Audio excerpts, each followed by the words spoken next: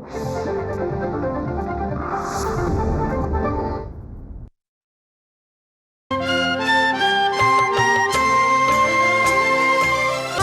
ही जीवनाची एक किरण रोशनीची स्वप्ने हृदयी मनाची या जगात प्रत्येकाची आस ही जीवनाची एक किरण रोशनीची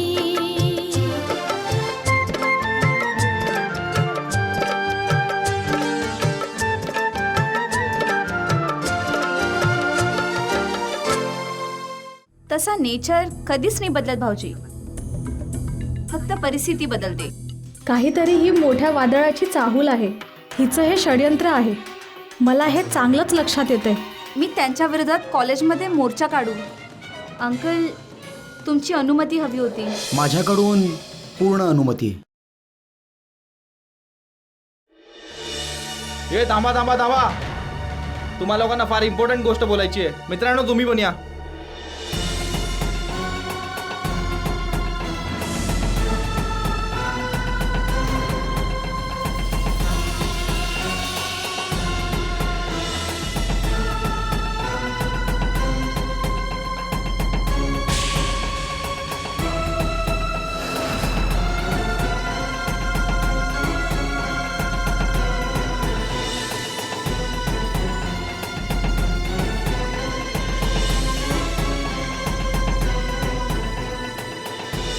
किती काम बाकी आहे? बस थोडंसंच बाकी आहे. झालं झालं. लवकर करा, अंधार होतोय. हा, काही चुकी झाली नाही पाहिजे. मी बाहेर वेट करते. लवकर या सगळेजण.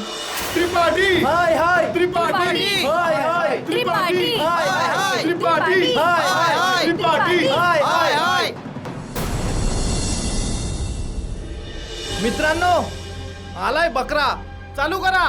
मुलांचा आवाज आहे. त्रिपाठी ट्युशन बाज आहे. मुलांचा आवाज आहे. त्रिपाठी ट्युशन बाज आहे. त्रिपाठी हाय हाय. मुलांचा आवाज आहे. त्रिपाठी ट्युशन बाज आहे. मुलांचा आवाज आहे. त्रिपाठी ट्युशन बाज आहे. त्रिपाठी हाय हाय. त्रिपाठी हाय हाय. त्रिपाठी हाय हाय. मुलांचा आवाज आहे. त्रिपाठी ट्युशन बाज आहे. त्रिपाठी हाय हाय. त्रिपाठी हाय हाय. त्रिपाठी हाय हाय. मुलांचा आवाज आहे. त्रिपाठी ट्युशन बाज आहे. मुलांचा आवाज आहे. त्रिपाठी ट्युशन बाज आहे.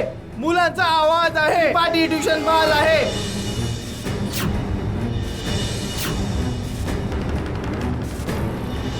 आपल्या आंदोलनात हिंसा नको. रोशनी, हे लाटांचे भूत बोलून नाही ऐकणार आहेत. यांच्यामुळे माझं पूर्ण वर्ष वाया गेलंय. मी समजू शकते, म्हणूनच तर हे आंदोलन करत आहोत. कारण यापुढे कधी असं कोणासोबत व्हायला नको. बापू सांगतात, जी ताकद अहिंसामध्ये ती हिंसेत नाही.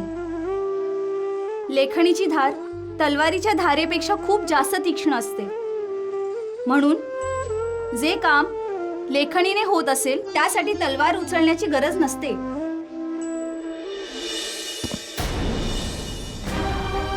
त्रिपाठी हाय हाय हाय. त्रिपाठी हाय हाय. त्रिपाठी हाय हाय. त्रिपाठी हाय हाय. मुलांचा आवाज आहे. त्रिपाठी ट्युशन बाज आहे. मुलांचा आवाज आहे. त्रिपाठी ट्युशन बाज आहे. मुलांचा आवाज आहे. त्रिपाठी ट्युशन बाज आहे. त्रिपाठी हाय हाय. हे काय चाललंय? What is happening? बेंजामिनजी, हे गांधीजींच्या विचारधारेचं व्यावहारिक स्वरूप पाहत आहात. जेव्हा कोणासोबतही काही अन्याय होतो तेव्हा उपोषण आणि अहिंसेचं आंदोलन हेच एक माध्यम आहे आणि याच्याद्वारे न्याय मिळू शकतो. ही मुलं तेच करतात. आंदोलन for what? They never complain to me. What seems to be the problem?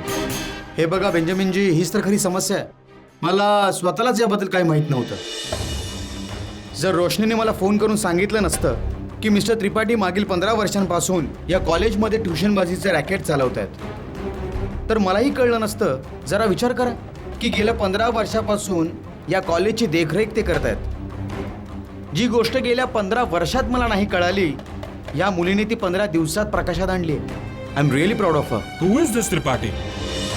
हे आहेत ते. या तुम्ही जरा. त्रिपाठी हाय हाय. त्रिपाठी हाय हाय. त्रिपाठी हाय हाय. त्रिपाठी हाय हाय मुलांचा आवाज आहे त्रिपाठी ट्युशन बाज आहे मुलांचा आवाज आहे त्रिपाठी ट्युशन बाज आहे त्रिपाठी हाय हाय त्रिपाठी हाय हाय त्रिपाठी हाय हाय त्रिपाठी हाय हाय मुलांचा आवाज आहे त्रिपाठी ट्युशन बाज आहे मुलांचा आवाज आहे त्रिपाठी ट्युशन बाज आहे. बेंजामिनजी, हे आहेत ते आपल्या कॉलेजचे कर्तबगार प्राध्यापक जे आमच्याच कॉलेजमध्ये स्वतःचं वेगळा लघुउद्योग चालवत आहेत. खरं तर हे माझ्या विरोधात कोणाचं तरी केलेलं षडयंत्र आहे. नवनीतजी, तुम्हाला तर चांगलंच माहिती आहे की मी आजपर्यंत पूर्ण इमानदारीने आणि निष्ठेने शिकवलेलं आहे. याचा अर्थ तुमच्यावर जे ट्युशनबाजीचे आरोप लावले जात आहेत ते चुकीचे आहे? अक्षरशः बिनबुडाचे आहेत. मला वाटतं की ट्युशन घेणं काहीच चुकीचं नाहीये. दुसरी गोष्ट ही की मी किंवा माझी पत्नी कोणाही मुलाला फोर्स नाही करत. जो कमजोर असतो तो स्वतःच येतो. तुम्ही खोटं बोलत आहात. तुम्ही मुलांना फोर्स करता. तुम्ही क्लासमध्ये काहीच नाही शिकवत, म्हणूनच मुलं तुमच्याकडे ट्युशन घ्यायला येतात. कमजोर नसतात ते. तुम्ही त्यांना कमजोर करत आहात कारण तुम्ही शाळेत शिकवता कुठे. साफ साफ चुकीचं आहे. मला मान्य आहे की मी ट्युशन्स घेतो. या व्यतिरिक्त मी सगळ्या मुलांना शाळेमध्ये चांगलं शिकवलेलं आहे. त्यांच्यावर चांगलं लक्ष सुद्धा ठेवलं आहे. मी त्यांना प्रत्यक्षात शिकवतो तर शिकवण्याचं नाटक नाही करत. आता हे साफ साफ खोटं आहे. तुम्ही शिकवण्याचं सोंग करता, तुम्ही इमानदारीने नाही शिकवत. मी तुम्हाला एक प्रश्न विचारू का त्रिपाठी? काय हे ट्युशन्स घेणं गरजेचं आहे का हो? आजकाल तर क्वचितच कोणत्या शिक्षकाचं याशिवाय भागत असेल. नवनीतजी, तुम्ही तर बिझनेसमॅन आहात, पूर्णपणे सक्षम आहात. माझ्यासारख्या एक मध्यमवर्गीय शिक्षकाच्या दृष्टीने विचार करा, जो एका साधारण मानधनावरून आपलं घर चालवतो. महागाईने वस्तूच्या किमती गगनाला भिडवल्या आहेत. शिक्षकांची सॅलरी जशीच्या तशीच आहे. त्यांच्या घरात उदासीनता पसरलेली आहे. सरकार आणि समाजाचा दृष्टिकोन शिक्षकांप्रती योग्य नाहीये.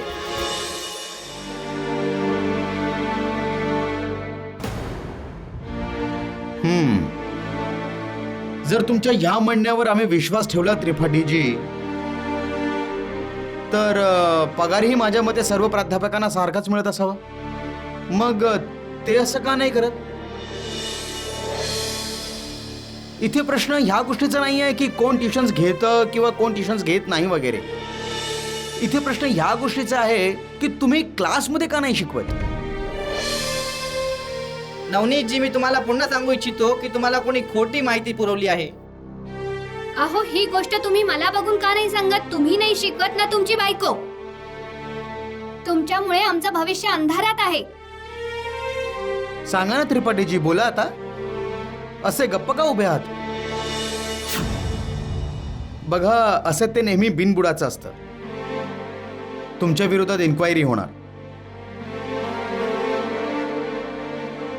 आणि जोपर्यंत इन्क्वायरी चालणार तोपर्यंत मी तुम्हाला निलंबित करतोय.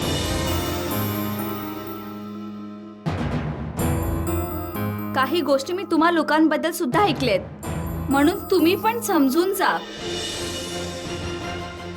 वाईटाचा शेवट वाईटच होतो. अरे, आपल्या देशात शिक्षणाच्या क्षेत्राला सर्वात पवित्र मानलं जातं. शिक्षणाचं दान सर्वात मोठ्या दानांमधून एक आहे. गुरु आणि शिष्याच्या परंपरेवर चालणारा हा देश, रामानंद आणि कबीरांच्या परंपरेवर चालणारा हा देश यासाठी सुद्धा महान आहे, कारण इथे गुरु आणि शिष्याचं नातं पिता आणि पुत्राच्या नात्यासारखे मानले जाते. ज्याप्रमाणे एक पिता आपल्या मुलाचं कधीच वाईट नाही चिंतत, नेहमीच त्याला सत्याच्या मार्गाने चालण्याची प्रेरणा देत असतो, त्याचप्रमाणे एक गुरु सुद्धा आपल्या शिष्याच्या हातावर ज्ञानाचा दिवा पेटवून त्याला अंधारातून रोशनीकडे घेऊन जातो. तुम्हा लोकांना या गोष्टींची प्रेरणा घेऊन याच मार्गावर चालायला हवं आणि ट्युशन बाजीचं हे दुकान बंद करायला हवं. तुम्हा लोकांनी पूर्ण निष्ठेने शिकवायला हवं.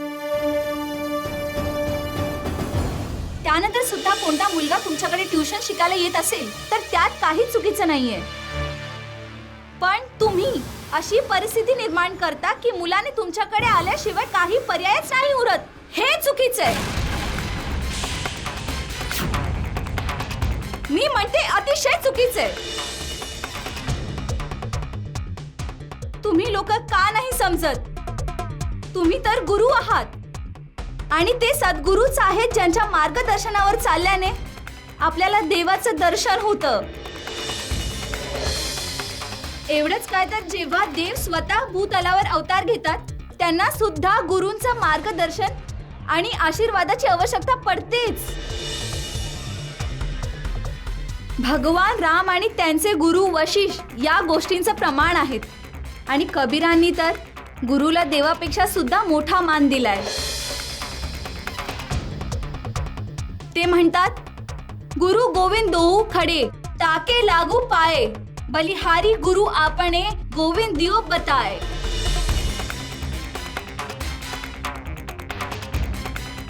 वा रोशनी वा, तू तर आज माझं मनच जिंकलंस. तुझ्यासारखे शिष्य प्रत्येक गुरुला मिळावी अशाच प्रकारे तुझ्या रोशनीने या जगाला उज्ज्वल करत जा. कोणीतरी खरंच म्हटलंय, दिव्याने दिवा ज्योतीने ज्योत लावावी, तेव्हाच कुठे हा ज्ञानाचा प्रकाश सगळीकडे पसरेल. Hats off to you.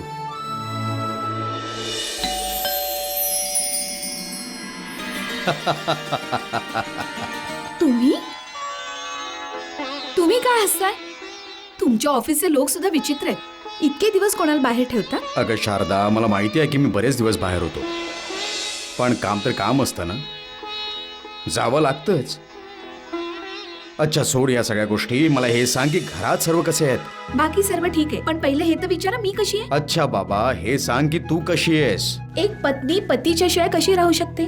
मी पण तुला हेच सांगतोय की तुझ्याशिवाय एक एक क्षण मी कसा घालवला तो मलाच माहितीये. काय हो तुम्ही एवढे बारीक कसे झालात? बारीक झालोय? हा, हा तर तुझा भ्रम आहे. खूप दिवसानंतर मला बघतेस ना म्हणून. उलट तूच मला बारीक वाटतेस. मला काय झालंय? मी तर इथे आपल्या घरीच आहे. तुम्ही तर बाहेर होता, माहित नाही तिथे काय खायला होतं. दिसतच आहे तुम्ही तुमच्या खाण्यापिण्याची खूप आबाळ केली. मग तू कशासाठी आहेस आता?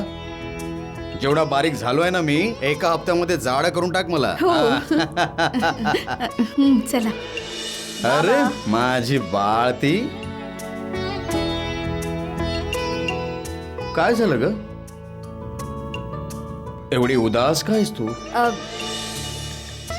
सगळं चांगलं चाललंय ना तुझं? मी तुम्हाला फार मिस करत होते बाबा. बाळा, मिस तर तुला तुझे हे बाबा पण करत होते. पण मला एक सांग, तू एवढ्या रात्री जागी कशी कायस? ते असंच बाबा, झोप येत नव्हती. नक्की ना? की काही दुसरं नाहीये ना? नाही, अजून काय असू शकतं? सगळं ठीक आहे. चला तुम्ही आराम करा. प्रवासावरून आले आहात, थकले असणार. चला. गुड नाईट बाबा. गुड नाईट बाळा.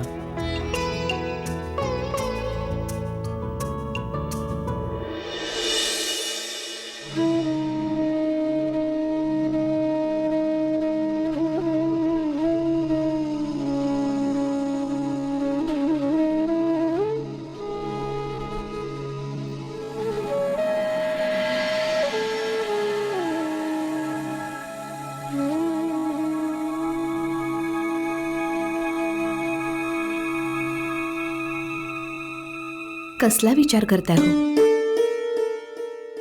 काही नाही ग, या मुलांबद्दलच विचार करत होतो. तुम्ही थकून आले आहात, जरा आराम तरी करा. घरामध्ये असे लहान सहान प्रसंग येतातच. लहान सहान प्रॉब्लेम असते ना, तर मी त्यांच्याकडे दुर्लक्ष सुद्धा केलं असतं. पण ज्या प्रकारे मी ख्वाहिशला उदास पाहिलं, मला वाटलं नक्कीच काहीतरी झालंय, ज्यामुळे तिच्या मनाला फार वाईट वाटलंय ग. बोल ना, काय झालंय? तुमच्याशिवाय मी हे दिवस कसे काढले मलाच माहिती. जेव्हा रोशनी हॉस्पिटलमध्ये ऍडमिट झाली होती, तेव्हा तर माझा जीवच टांगणीला लागलेला. तू तर कमीत कमी मुलांसोबत तरी होती शारदा. माझी काय अवस्था झाली असेल? धडपडत होतो आपल्या मुलीला बघण्यासाठी आणि तिला भेटण्यासाठी. पण येताच नाही आलं मला. आताही मी सरळ तिच्या खोलीमध्येच गेलो होतो. गाढ झोपेमध्ये होती ती, म्हणून तिला मी नाही उठवलं ग. बरंच केलं तुम्ही. माहीत नाही आपल्या मुलांना कोणाची नजर लागली. नेहमीच काही ना काहीतरी होत असतं. विचार केलेला ख्वाहिश आनंदाने आपल्या घरी जाईल, पण ध्रुव काहीतरी विचित्रच वागला त्या दिवशी. ध्रुव? त्याने काय केलं? तो तर फार संस्कारी मुलगा आहे नाही होता. त्या दिवशी पिऊन आला. माझा, भाऊजींचा आणि मुलींचा किती अपमान केला मी काय सांगू. ध्रुव आणि दारू? मला तर विश्वासच बसत नाहीये. काय केले त्याने? पिऊन चांगलाच गोंधळ घातला त्याने. म्हणत होता 15 दिवसांच्या आतमध्ये त्याचं लग्न ख्वाईश सोबत व्हायला हवं, नाहीतर तो नाही लग्न करणार तिच्याशी. ते तर बरंच झालं हो. त्या दिवशी नवनीतजी घरी होते. ते ध्रुवला लाडी गोडी लावून त्याच्या घरापर्यंत सोडून आले. मला असं वाटतं शारदा, त्या मुलासोबत नक्कीच काहीतरी वाईट घडलं असावं, नाहीतर तो असं कधीच वागू शकत नाही. तो तर ख्वाईशवर खूप प्रेम करतो आणि मला विश्वास आहे की तो नेहमी तिला सुखी ठेवेल. देव करो आणि असंच हो.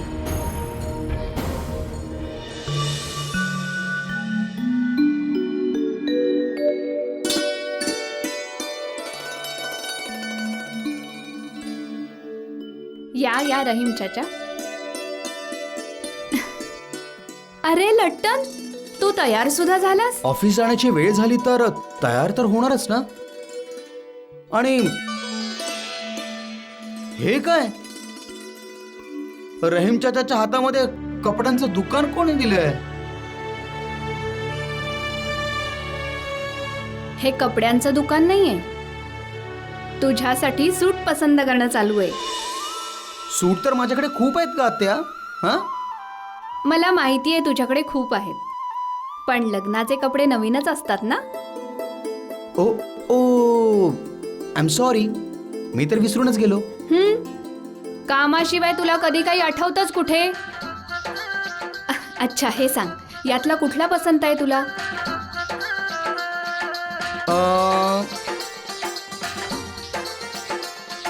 आत्या, मला तर सर्वच आवडलेत ग. मग सगळेच घाल लग्नात. अगं तुझी निवड आहेच तशी भारी. हा ते तर आहेच. हा पण हे कोर्ट वोर्ट मॅरेज आहे ना, ते मला अजिबात नाही आवडत. तिथे तर खटले लढले जातात, निर्णय सुनावतात. हा जोड्यांचा निर्णय तिथे नाही होऊ शकत. आत्या, ह्याच विचाराने तर समाजाचं वाटोळं झालंय. लोकांनी लग्नालाही धंदाच बनवलाय. काही मुलं तर यासाठी लग्न करतात की हुंड्यामधून जी रक्कम येणार आहे त्यामधून ते सेटल होऊन जातील. आणि जेव्हा सेटल नाही होऊ शकत तेव्हा त्याच मुलीला आयुष्यभर त्रास देत असतात. आता तूच सांग, अशा धूमधडाक्याच्या लग्नाचा काय फायदा? माणसाला काय फायदा? समाजाला काय फायदा? लट्टन, तू त्या लोकांबद्दल बोलत आहेस ज्यांच्याकडे कमी पैसा आहे. आपल्यासारख्यांना काय कमी आहे? आत्या, ह्याच विचारांना तर बदलायचं. मला माहिती आहे की आपल्याकडे कसलीच कमी नाहीये, पण जर आपण समाजासमोर काही आदर्श ठेवतो तर प्रथमतः आपल्याला त्या आदर्शांचं पालन स्वतः करावं लागतं. गांधीजींचं जीवन त्याचं एक उत्तम उदाहरण आहे. त्यांनी जर सत्याला महत्त्व दिलं तर पूर्ण आयुष्यभर सत्याचं पालन सुद्धा केलं. मी पण ना रहीम चाचा, कोणतीही गोष्ट कोणासमोरही सांगत बसते. तुझ्या पुढे कोणी बोलू शकेल का? हा आता तू लवकर सांग की यातला तू कुठला घालणार आहेस? आता खरं सांगू का, मी खरंच खूप कन्फ्युज्ड आहे. रश्मीला विचारू का? तुला तर काही विचारणं व्यर्थच आहे. रश्मीला विचारणंच बरोबर होईल. चला चला आता.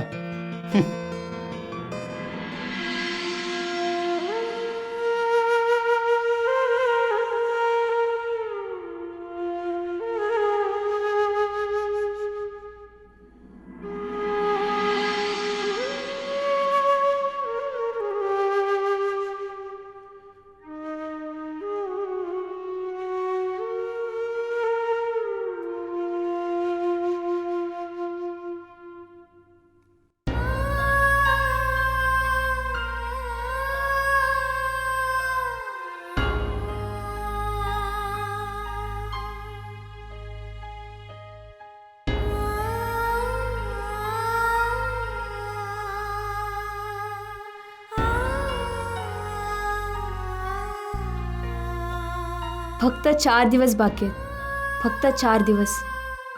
त्यानंतर नाही हे दिवस असणार, नाही हे नाव, नाही हे घर. सर्वच निघून जाणार, सर्व बदलून जाणार. कुलकर्णींची देशमुख होऊन जाणार मी. म्हणतात जीवन 4 दिवसाचं असतं. खरंच आता हे जीवन माझ्यासाठी 4 दिवसांचंच उरलंय. कारण त्यानंतर देव जाणे कसं होणार. कारण ह्या लग्नाचं नक्की काय होणार माहीत नाही. कारण हे लग्न आता लग्न नाही राहिलं, एक जुगार झालाय. मी माझ्या आयुष्यासोबत खेळते आणि त्याची किंमत पूर्ण आयुष्यभर मोजावी लागेल. फक्त हाच विचार करून की आता भाग्याला एक दिवस तरी माझ्यावर दया येईल आणि सगळं काही पूर्वीसारखंच होईल. तेच प्रेम, तोच आनंद, तोच ध्रुव, सगळं तेच, सगळं तेच, सगळं काही.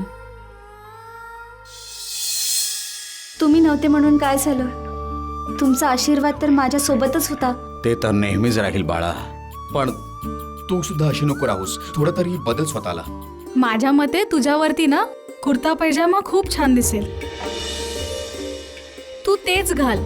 अरे शारदा, काही दिवसांमध्ये आपलं घर पूर्णपणे बदलून जाणार आहे. मामाजी असं का बदलेल?